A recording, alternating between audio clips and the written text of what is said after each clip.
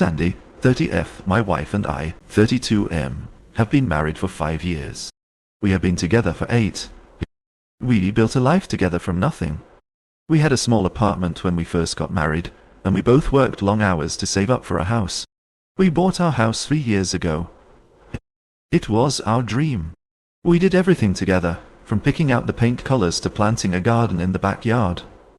We were supposed to start trying for a family next year. That was the plan we agreed on. My best friend, I will call him Peter, has been my friend since our first year of college. We were roommates for 4 years. He was the best man at my wedding. I was going to be the best man at his if he ever got married. He was more like a brother than a friend. He was at our house at least twice a week. We would watch sports, work on cars, and just hang out. He and Sandy always got along great. I thought it was perfect that my wife and my best friend liked each other so much. I saw them as two of the most important people in my world, and it made me happy that they had their own friendship. About 2 months ago, Sandy told me she was pregnant. I was shocked. We had been using protection because we had agreed to wait until next year. I remember asking her about it, and she just smiled and said it must have been a happy accident. She said that maybe the universe knew better than we did. I was hesitant at first because of our plan, but her happiness was infectious. I got swept up in it. I started getting excited. I began looking at cribs online and reading books about being a father. I let myself believe in the happy accident. The first sign that something was wrong came about a month ago. Peter's long-term girlfriend, a woman I will call Sarah, called me late one night. She was crying so hard I could barely understand her. She told me that she and Peter had broken up. When I asked why, she said that Peter had been acting distant for months, and she finally confronted him. He had admitted to cheating on her. I was devastated for her and for him. I told her I was so sorry and that I would talk to Peter. I thought he was just being an idiot and that I could help him fix things with Sarah. They had been together for almost 10 years. When I confronted Peter about it, he was defensive. He told me it was none of my business and that his relationship with Sarah was complicated. He said he had made a mistake and he was dealing with it. I pushed him, telling him that 10 years was not something to just throw away. He got angry and told me to drop it. He yelled that I had no idea what was going on. The fight was ugly. We had never fought like that before. He left my house and we did not speak for a week. During that week, Sandy was very supportive of me. She held me when I was upset about my fight with Peter. She told me that he was probably just going through something and that he would come around. She encouraged me to give him his space. I now see that she was not being supportive. She was being manipulative. The truth came out last week. Sarah called me again. She sounded different this time, not hysterical but cold and very calm. She said that she had done some digging because Peter's story did not add up. She had found a charge on his credit card statement for a hotel room from a few months back. On a hunch, she checked his phone records. There were dozens of calls and texts to one number he had tried to delete. She looked up the number. It was Chloe's. Sarah told me that she believed Peter and Sandy were having an affair. The hotel charge was from a weekend I was out of town for a work conference. The phone calls and texts had been going on for at least 6 months. Then asked me when Chloe's due date was. I told her. There was a long pause on the other end of the line. Then Sarah told me that based on when she thought the affair started, there was a very real possibility that the baby was not mine. I hung up the phone. I did not want to believe it. I went into the living room, where Chloe was watching television. I stood in front of the screen, and I asked her directly if she was having an affair with Peter. She immediately started crying. She did not even try to deny it. She just sat there on the couch, sobbing, and said it was a mistake. The argument that followed was the worst moment of my entire life. I did not stay calm. I screamed at her. I asked her how she could do this to me in our house. She cried and said that she did not know how it happened.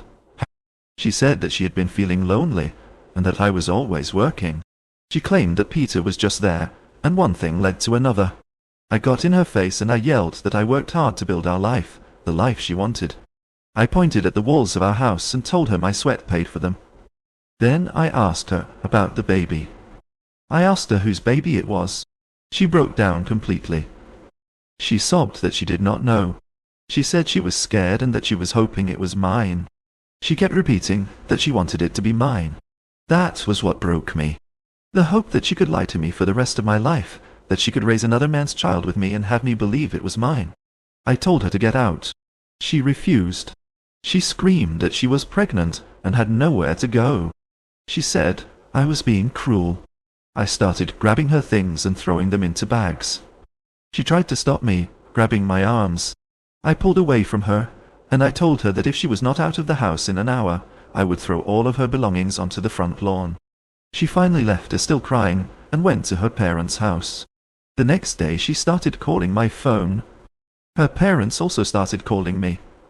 They were telling me that I was a monster for kicking out my pregnant wife. They said that all marriages have problems and that I needed to be a man and forgive her. Sandy had told them that we had a fight, but she left out the part about the affair and the baby's paternity. That is when I made my decision. I drove to her parents' house.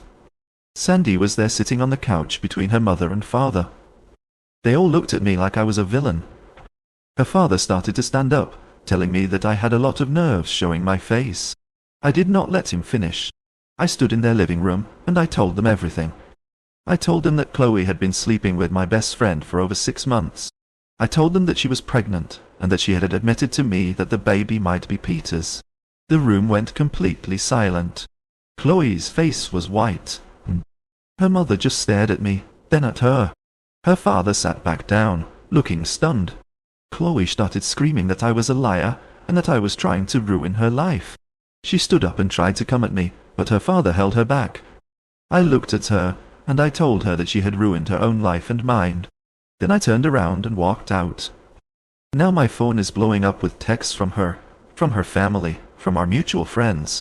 Some are calling me an evil, vindictive person for airing her dirty laundry like that. They say I should have handled it privately. Sandy is saying I did it just to hurt her and humiliate her. My own parents think I was justified, but they are biased and I'm starting to wonder if I went too far. I was hurt and angry and I acted, but was it the right thing to do? AITA Update 1. It has been 2 weeks since my original post. First, thank you to everyone who commented. The overwhelming NTA verdict helped me feel less like I was going insane. Reading stories from other people who had been through similar betrayals was horrible, but it also made me feel less alone. I want to provide an update because things have progressed, and not in a good way. After I left her parents' house, the situation fractured Chloe's family. Her father called me the next day. He sounded like a broken man. He apologized for his daughter's behavior and for how he had treated me. He told me he was disgusted and ashamed. Her mother, on the other hand, has doubled down on supporting Sandy. She has been leaving me voicemails telling me that I am destroying her daughter and that I will regret my actions. Sandy is currently staying with her. As for Peter, he has been completely silent. He has not answered my calls or texts. He has essentially vanished. His ex-girlfriend Sarah, however, has been in contact. After my original post, I decided to meet with her in person. We met, and it was one of the strangest experiences of my life. Sarah had gone through Peter's bank statements and phone records with a fine-tooth comb. She had his login details. She had dates, times, and locations. The affair was more extensive than I had imagined. It was not just a one-time mistake or a series of them. It was an ongoing relationship. They had a routine. They met for lunches. They used a specific hotel on the other side of town. Hearing the details made me feel sick. Sarah is angry. She is not just heartbroken, she is furious. She wasted 10 years of her life on a man who was building a separate life behind her back. While we were talking, she looked at me and said that she wanted to make sure they did not get away with it. She said they should not be allowed to just destroy our lives and build a happy one together on the ruins. I found myself agreeing with her completely. It was in that moment that we decided to work together. Yeah. It is not about revenge in the dramatic movie-like sense. It is about ensuring there are consequences for their actions. The first step was hiring a lawyer. I found the most ruthless divorce attorney I could find. I met with him last week with Sarah present. She provided all the evidence she had collected. My lawyer was very clear. The state we live in is a no-fault divorce state, so the infidelity does not legally affect the division of assets in a major way. However, the paternity of the child is a huge issue. He has filed the divorce papers on my behalf. He also filed a motion to compel a prenatal paternity test. Chloe was served the divorce papers at her mother's house. According to the process server, her mother opened the door, took the papers, and slammed the door in his face. A few hours later, my phone rang. No. It was Sandy. She was screaming so loudly that I had to hold the phone away from my ear. She was hysterical. She accused me of trying to take her baby away from her.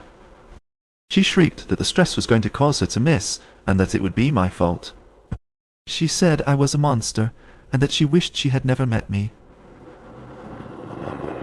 I just listened, and when she paused to take a breath, I told her that she should have her lawyer contact mine. Then I hung up. The next day, Peter and Sandy showed up at my house together. I saw them pull up from the living room window. I opened the door before they could even knock. They were standing on my porch, Peter looking nervous and Sandy looking defiant. Peter started to speak, saying that we needed to talk, that this had all gone too far. I cut him off. I told him that he was not welcome at my house and that he needed to leave. Sandy pushed past him and got in my face. She screamed that this was her house too, and that I could not just kick her out, and then tried to take her child. She poked me in the chest, yelling that I was being controlled by Sarah. She called Sarah a vindictive witch who was poisoning my mind. Peter tried to pull Sandy back, telling her to calm down.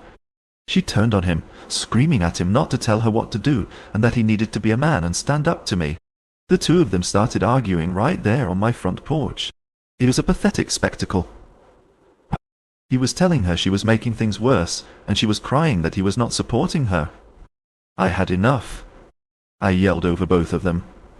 I told them that they had 5 seconds to get off my property before I called the police for trespassing. That finally shut them up. Sandy gave me a look of pure hatred. Peter just looked defeated. He took her by the arm and led her back to the car. As they drove away, I saw them arguing in the car. I have changed all the locks on the house. I have also frozen our joint savings account, leaving only the joint checking account with enough money for immediate bills open. My lawyer advised me to do this to protect the marital assets from being drained. I have started the process of getting the house appraised, so I can buy her out of her share. Zara and I have been spending a lot of time together, mostly with our respective lawyers and going over financial documents. She is suing Peter for the money she invested in the house they shared, which was in his name. I know this is going to get much uglier before it gets better. Update 2. This will likely be my longest update yet, as events have accelerated dramatically in the past month. The motion for a prenatal paternity test was granted by the court. Sandy fought it, of course. Her lawyer argued that it was medically unnecessary and was being done purely to harass a pregnant woman. My lawyer in turn presented the evidence Sarah had collected, including the hotel receipts and text logs, arguing that determining paternity was essential for the divorce proceedings, particularly concerning future child support and custody arrangements. The judge agreed with us. The day Chloe had to go for the amniocentesis was a tense one. Her mother called me in the morning and left a voicemail. She was sobbing, accusing me of putting her daughter and grandchild at risk for my own selfish need for revenge. She called me a heartless creature. I deleted the voicemail without listening to all of it. I did not feel good about the procedure, but I felt it was necessary. The uncertainty was a poison, and I needed it out of my system. The results came back 2 weeks later. My lawyer called me and asked me to come to his office. Sarah came with me. We sat in his conference room, and he slid a document across the table. I did not even need to read the whole thing. The key phrase jumped out at me. The alleged father is excluded as the biological father of the fetus. I should have felt relief. I just stared at the paper. It was the undeniable confirmation of the lie I had almost lived. Sarah reached across the table and put her hand on my arm. She did not say anything. She did not need to. We sat in silence for a few minutes. Then my lawyer cleared his throat and started talking about the next steps. With the paternity confirmed, we could now finalize the divorce on much cleaner terms. There would be no child support for me, no custody battle. I was free. We had the house appraised. As I expected, Chloe's lawyer contested the appraisal, claiming it was too low. We are now in the process of getting a second court-appointed appraisal. In the meantime, I have been systematically separating our lives. I went through every room in the house and packed all of Chloe's personal belongings into boxes. I stacked them neatly in the garage. I called her and left a message telling her that she could arrange a time to pick them up. She came with Peter a few days later. It was not a civil event. I had asked 2 of my friends to be at the house with me, just in case things got out of hand. Sandy walked into the house and looked around. She saw that I had already taken down all of our photos. The walls were bare. She started to cry, not loudly, but quietly. She whispered that she could not believe I had erased her. Peter tried to play the peacemaker again. He came up to me and said that they were struggling. He said that with his legal battle with Sarah, and now with the baby coming, they were in a bad place financially. He asked if I could find it in my heart to be more generous with the divorce settlement. He had the audacity to stand in the house I bought next to the woman he had an affair with, and ask me for money. Something inside me snapped. I told him that every dollar I gave Sandy beyond what the law required was a dollar I was taking from my own future, a future they had tried to destroy. I said that they had made their choices, and now they had to live with them. Chloe overheard me.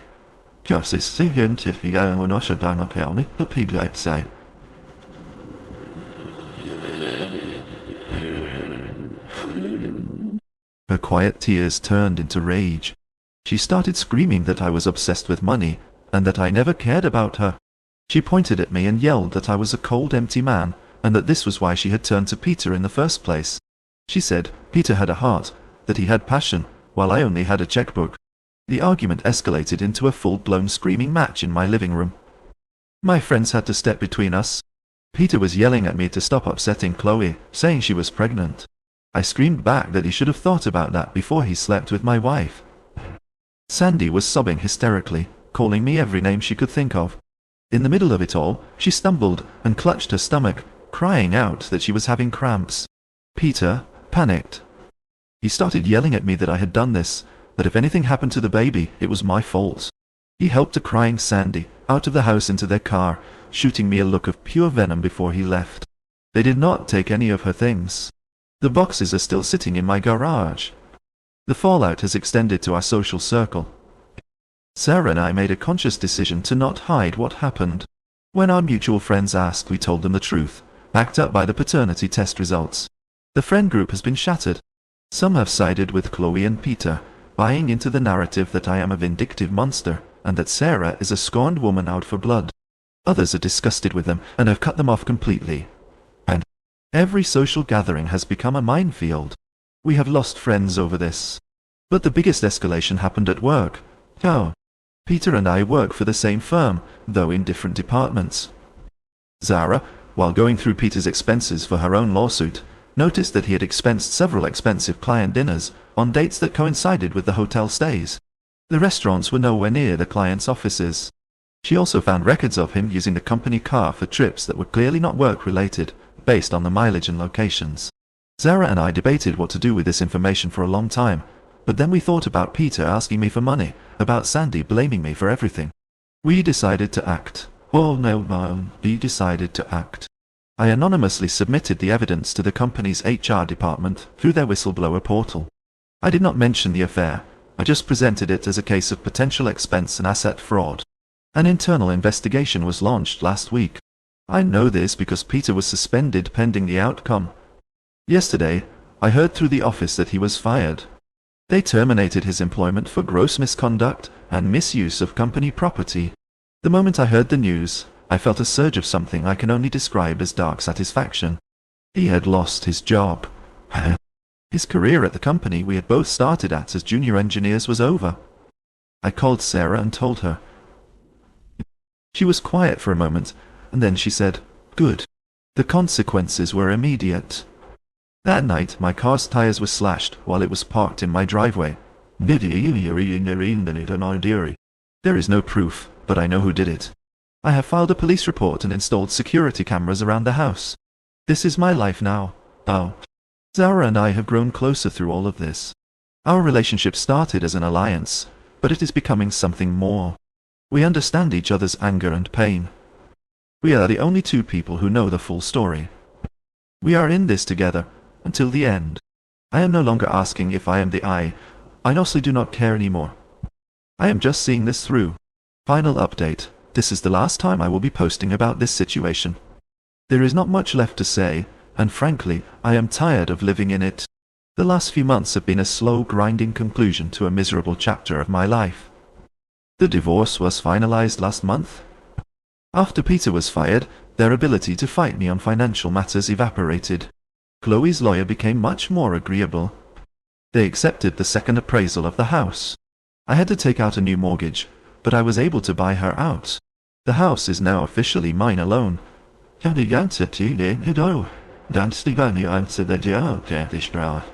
Her name is off the deed. Her boxes from the garage were picked up by her father while I was at work. He left a short note for me, simply saying he was sorry for everything. I have heard from her mother since that last voicemail. Peter's professional life is in ruins. Being fired for gross misconduct from a firm in our industry has effectively blacklisted him. Sarah's lawsuit against him also concluded. She was able to prove that she had contributed a significant amount of money to their shared home and assets. The court ordered him to pay her back. Between that and his unemployment, he is financially destroyed. Sandy gave birth to a boy 2 weeks ago. I only know this because a former mutual friend sent me a text message with a picture. I deleted it immediately. The baby's existence is a fact, but it has nothing to do with me. According to the same friend, Chloe and Peter are living in a small cheap apartment. Peter is working a manual labor job for cash to make ends meet. Sandy is on maternity leave from her part-time job, but there is no guarantee it will be there when she is ready to go back. Their lives are a mess. They got what they wanted, each other and a baby, but they lost everything else. Sarah and I are together now. We live together in my house. I fell in love with Sarah.